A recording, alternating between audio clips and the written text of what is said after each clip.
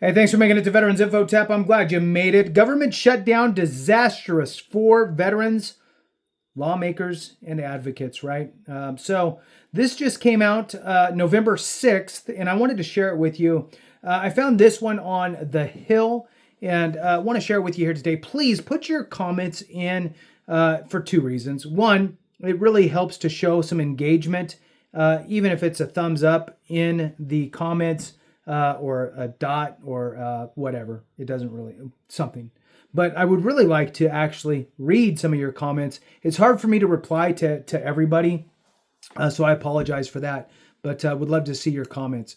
All right, so let's dive into this, see what they say. I'm going to start it off with this. It might not affect you personally, right? You might just care about, the compensation check and if you need to go to medical. And that's okay. But realize that we do have brothers or sisters on each side of us that are impacted. And at least the way that I look at it is we should absolutely be looking out for each other in whatever way we can, right? Obviously, you're not going to hop on a plane, fly over, help somebody you don't know. But what we could do is email our congressional member. We can call, we can leave a message. And just say, this is crazy. Veterans are being impacted. I don't like it. And the more of us that do that, imagine a simple message like that multiplied by, 1,000, 2,000 phone calls or emails. That's going to make people know that we are aware of what's going on and we don't like it, which is an important thing. All right, so let's jump into it. Lawmakers and advocates characterize the government shutdown and the partisan politics fueling it as disastrous for retired and active duty service members who they said rely on food assistance and medical coverage provisions at risk amid the funding lapse. Even Stan agrees. Stan's my rooster. For those that don't know, I have a rooster. We wanted some chickens to get some eggs. Went and got what I thought was 4 hens, baby ones, little chicks, and turns out that I got 3 and Stan. So, funny enough, took a while, right? They're growing. One's getting bigger than the others, faster, a little bit of a bully. And it was like, wow, she's big, right? Well, turns out she's a he. So, anyway, moving on. This shutdown is really disastrous for our current military, and it's not just because the financial worry, which is very high. Kathy Roth, names, man, really? Douquet. Douquet? I'm not sure. Douquet? I'm not.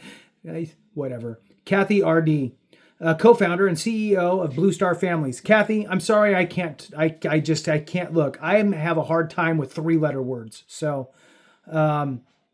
thank you for all you're doing with Blue Star Families. Huge fan. And Kathy R.D., I appreciate it. So this is what she told News Nation Washington Bureau Chief Mike V. on Thursday at the Hills Veterans Voices Summit. Though veterans issues enjoy broad bipartisan support, lawmakers and advocates said the Trump administration's funding cuts and the shutdown disproportionately impacted service members. We can't keep shooting ourselves in the foot on this kind of stuff, said Representative Houlihan, a former Air Force officer. We have to take care of our veterans and cannot be partisan about this. Agreed, 1,000%. About 1.2 million veterans in the U.S. live in households that participate in the Supplemental Nutrition Assistance Program, SNAP, which provides food assistance to low-income families. SNAP funding was set to lapse November 1st, though lawmakers introduced legislation to try to fund the program amid the government shutdown. Following a federal judge's ruling, the administration said it would partially fund the program in November. Kathy R.D. said the number of military members turning to food banks during the shutdown was surging because many members have spouses who are federal government workers, meaning their household income was down one paycheck during the shutdown. But more important, and look, I'm going to throw this out there. When I was in the Marine Corps, 93 to 97, so I have two services, Marine Corps active duty and then National Guard, Army National Guard, reserves, right? So National Guard. But when I was in the Marine Corps, 93 to 97, my spouse worked full-time, 40 hours a week, and I obviously was active duty. And we qualified for WIC, right? Women and infant children. It was basically food stamps that were kind of child-specific type stuff, right? Things that are good for babies and all that good stuff. But with two incomes, it just blows me away how underpaid we are. All right. So, but more importantly, we are so vital in the military to our civilian leadership.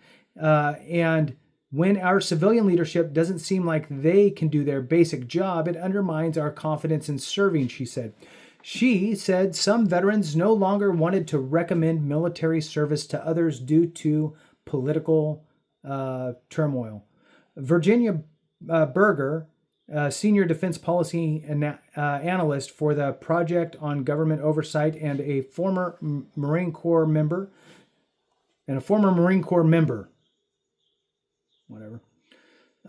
said the politicization, it's hard for me to say, of the military through measures such as the federal government's deployment of the National Guard in recent months has affected veterans' morale. If the military loses credibility, that hurts veterans, right? Berger said. Sure, I agree. Why, right? If people view the military highly, you're proud to say you're a veteran. They're viewing it low. If that barometer drops, well, maybe you're leaving your veteran hat at home, right? Which is very sad. It's a very, very sad state. So it hurts our own ability. If the reputation of the organization we are associated with is discolored, it's going to have a negative impact on us. Agreed, 1,000%. And we're likely not to talk about it, and we're likely not to show it, and we're likely not to recommend it being the military. So Abraham Kamerick, CEO of True Made Foods, also pointed to how more general policies from the administration were affecting veterans. Kamerick, a Navy veteran, said that economic upheaval caused by President Trump's tariffs caused him to raise his products' prices twice this year. Anything that brings uncertainty and chaos into the business world is bad, he said. We want a steady hand on the tiller.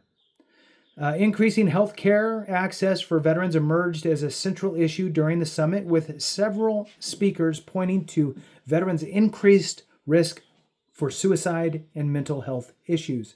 We need to make sure that we can continue to advance the use of technologies available to provide the healthcare and administrative services that the veterans today will be comfortable with and good at, said Representative Bergman, a former 3-star Marine general. But Representative Mark Takano worried that federal cuts to Medicaid, a federal insurance program, would restrict veterans' healthcare access. About 1.6 million veterans are enrolled in Medicaid. Hundreds of thousands of veterans also use Affordable Care Act premium tax credits to afford healthcare coverage. So let me throw this out there real quick. VA benefits is bigger than just I get VA disability compensation for my 20%, right? Or 30%, or whatever percentage you got. It opens up the doorway to healthcare. And at a 50% or higher rating, it's carte blanche healthcare, meaning that you can be seen for anything and it's not going to hinder you financially. This is a super important benefit when it comes to healthcare. So we have about 6 million-ish veterans that are service-connected. Being service-connected is a pathway into the VHA, Veterans Healthcare Administration, the healthcare aspects. There's also a bunch of other ways that you as a veteran can get healthcare. I encourage you to Instead of driving past the VA clinic or the VA hospital, pull in, go in, have a conversation. I just wanted to see if I qualify for healthcare. Just do it. Just show up. There's about, I can't remember the number. I think, now I got to pull it up. Let me pull up the number and I'll tell you. All right, so I just pulled it up and it says approximately 9.1 million veterans are enrolled in VA healthcare. It is more than the veterans that have VA disability compensation. So there's more veterans that are actually enrolled in healthcare than have service connection for VA disability compensation. But it's still only about maybe just over half. Maybe it's 55-ish, maybe close to 60% of veterans enrolled in VHA healthcare. So we're talking to the other, whatever the number is, 8 million. The other 8 million veterans out there, go see if you qualify, right? You very well may.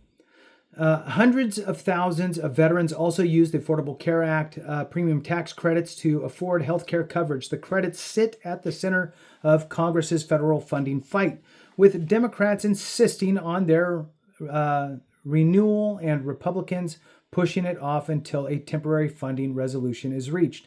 Okay, so what they're saying here is that, and I might get the dates wrong a little bit, the temporary funding continuing resolution that's been talked about for, months now, right, or however long, was asking to just push funding to November, the end of November, essentially, and keep things basically status quo and not add anything new, not renew things that aren't there, whatever.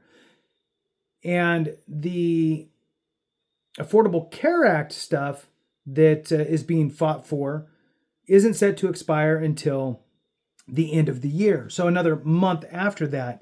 So what's funny is the continuing resolution for the temporary funding would expire before they'd have to renegotiate again, in other words, to figure out what the actual funding bill is. So it's kind of for naught, which is it makes it a little more frustrating. And I don't know why people don't talk about it enough. In my opinion, and look, I'm not an elected anybody. I've never been in any elected position. So it's easy for me to say from the comfort of this. But in my mind, fund the continuing resolution, continue funding out till the end of November, continue to work on your other plans, right? And then have something ready for once that time comes when the continuing resolution is over, and then have that thing ready to go, right? But instead, they fight over all of this stuff and leave everybody else kind of whining, which is just ridiculous. All right, so jumping back into it, let's see. So we have a quotation here, and it says, "I worry that irreparable damage will be done to healthcare for our veterans," Takano told News Nation national anchor Natasha Z. The shutdown has also put several bipartisan bills introduced by lawmakers to address issues faced by veterans on hold, including ones that would increase veterans' healthcare options and help them transition out of the military service into different career fields. One of the bills that likely won't move until the government shutdown ends is legislation that would allow the families of Area 51 veterans, former service members affected by radiation at a Nevada nuclear testing site, to access healthcare benefits. Dave Crete, one of the Area 51 veterans, came to D.C. despite the government shutdown, hoping to convince members of Congress and the White House to provide health care for his family. Crete said he was hoping to talk to House Speaker Mike Johnson during his visit. "I pray to God somebody can help me connect the dots, and I can sit there and say, 'Sir, be a hero to a few folks,'" he said. With that concludes it. Thanks for watching. I appreciate you very much. Have a great one. And remember, if we don't take care of each other, something went wrong.